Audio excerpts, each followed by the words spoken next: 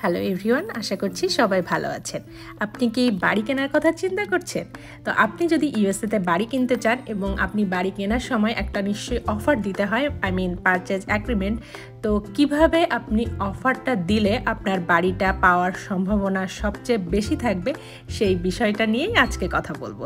আজকে শেয়ার করব বেশ কিছু টিপস, যেটা ফলো করলে বাড়িটা আপনাদের পাওয়ার সম্ভাবনা অনেক বেড়ে যাবে।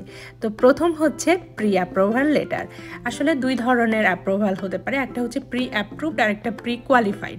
তো প্রি অ্যাপ্রুভালটা নেওয়া সবচেয়ে ভালো, এটা বেশি স্ট্রং অফার হয়। তো আপনি যখন অফার লেটারটা দিবেন তখন আপনি লেন্ডারের থেকে প্রি অ্যাপ্রুভাল লেটারটা কালেক্ট করবেন এবং এটাও সাথে অ্যাটাচ করে দিবেন। সেকেন্ড টিপস হচ্ছে বাড়ির দাম।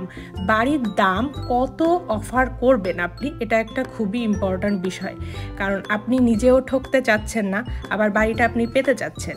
তো এই ক্ষেত্রে মার্কেট ভ্যালুটা, ওই বাড়িটা যেটা আপনি কিনতে চান তার মার্কেট ভ্যালুটা আপনাকে জানতে হবে। তো এই ক্ষেত্রে আপনার যে এজেন্ট থাকবে, বায়ার এজেন্ট, সে আপনাকে একটা কম্পারেবল সেলস অ্যানালাইসিস করে ওই বাড়ির মার্কেট ভ্যালু কেমন হতে পারে সেরকম একটা আইডিয়া দিতে পারে। লাইক লাস্ট 3 বা 6 মাসে আপনি যে বাড়িটা কিনবেন সেই বাড়ির সিমিলার ফিচারে যেসব বাড়ি বিক্রি হয়েছে, কত টাকায় বিক্রি হয়েছে, সেরকম একটা আইডিয়া সে পাবে। দেন আপনি ওটার উপর ডিপেন্ড করে একটা দাম ঠিক করবেন এবং সেটা দিবেন। যদি মার্কেটটা খুব বেশি ডিমান্ডিং হয়, বাসা বেশি দিন মার্কেটে থাকে না, খুব তাড়াতাড়ি সেল হয়ে যায়, এইসব ক্ষেত্রে আপনাকে অবশ্যই লিস্টিং প্রাইসের চেয়ে কিছুটা বেশি টাকা অফার করতে হবে।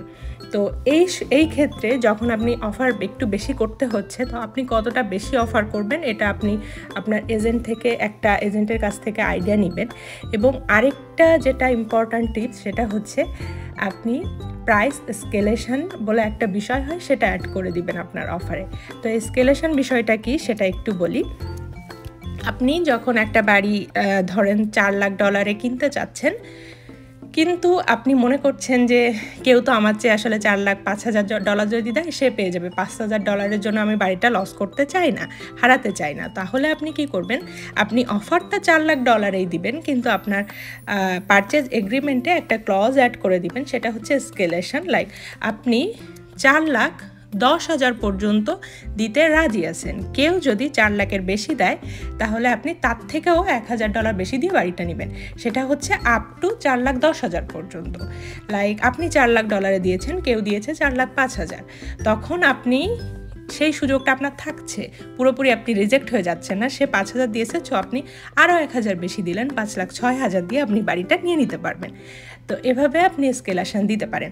কেউ যদি বেশি অফার করে তাহলে তার থেকে আপনি অল্প কিছু বেশি দিয়ে পেয়ে গেলেন, আর যদি অফার কম কেউ না করে বেশি, তাহলে তো আপনি আগের দামেই পেয়ে যাচ্ছেন। তো এই বিষয়টা অবশ্যই একটা গুরুত্বপূর্ণ টিপস, এটা মাথায় রাখতে পারেন। এবার যে টিপসটা নিয়ে কথা বলবো সেটা হচ্ছে কম কন্টিনজেন্সি দেয়া। অফারে আমরা অনেক ধরনের কন্টিনজেন্সি দেই, যেটা মানে হচ্ছে, যেমন আমার যদি ফাইন্যান্সিয়াল অ্যাপ্রুভাল না হয় তাহলে আমি বাড়িটা কিনবো না, আমি ব্যাক করব, বা আমি ইন্সপেকশন দিব বাড়িটাতে যদি কোনো বড় ধরনের ফল্ট বের হয় তাহলে আমি বাড়িটা কিনবো না। এরকম এক একটা কন্ডিশন অ্যাড করা মানেই হচ্ছে কন্টিনজেন্সি। তো আপনি যত বেশি কন্টিনজেন্সি অ্যাড করবেন আপনার বাড়িটা পাওয়ার পসিবিলিটি কিন্তু ততটা কমবে। বিষয়টা এমন না যে আমি আপনাকে ডিসকারেজ করছি যে আপনি এরকম দিবেন না, আপনি দিবেন, বাট আপনি একটু কম কন্টিনজেন্সি দেওয়ার চেষ্টা করবেন। তারপর ইন্সপেকশনটা আমি অবশ্যই বলবো যে আপনার ইন্সপেকশন দেওয়া উচিত, বাট আপনি ইন্সপেকশন কন্টিনজেন্সিতে এভাবে বলতে পারেন যে যদি বাড়িতে কোনো ছোটোখাটো ফল্ট বের হয়, লাইক $1,000 বা $2,000 মধ্যে যদি সেটা রিপেয়ার কস্ট থাকে, তাহলে সেলারকে কিছু পে করতে হবে না, আপনি নিজের খরচে করে নেবেন। বাট এর চেয়ে যদি বেশি হয় তাহলে আপনি সেলারের সাথে নেগোসিয়েশন করবেন।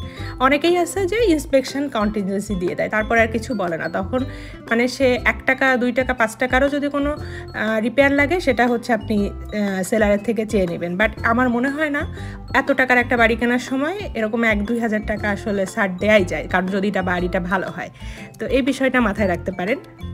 এবং লাস্ট আরেকটা টিপস বলছি, সেটা হচ্ছে ফ্লেক্সিবল থাকা। ফ্লেক্সিবল বলতে এখানে যেমন হচ্ছে আপনি ক্লোজিং ডেট সম্পর্কে একটু ফ্লেক্সিবল থাকতে পারেন। তারপর অনেকে বাড়ি ক্লোজ করার পরে 2-3 দিন সময় চায় বাড়ি থেকে জিনিসপত্র নিয়ে বের হওয়ার জন্য, মুভ আউটের জন্য। সো সেখানেও আপনি টাইমটা তাদেরকে অ্যালাউ করতে পারেন। তো এরকম কিছু ফ্লেক্সিবিলিটি রাখতে পারেন। এছাড়াও আপনি আপনার যে স্ট্রং ফাইন্যান্সিয়াল কন্ডিশন সেটাও জানাতে পারেন। তো এই বিষয়গুলো যদি আপনি মাথায় রাখেন তাহলে আপনার বাড়িটা পাওয়ার সম্ভাবনা অনেকটাই বেড়ে যাবে। তো আজকের মতো এই পর্যন্তই। ভালো থাকবেন। টাটা।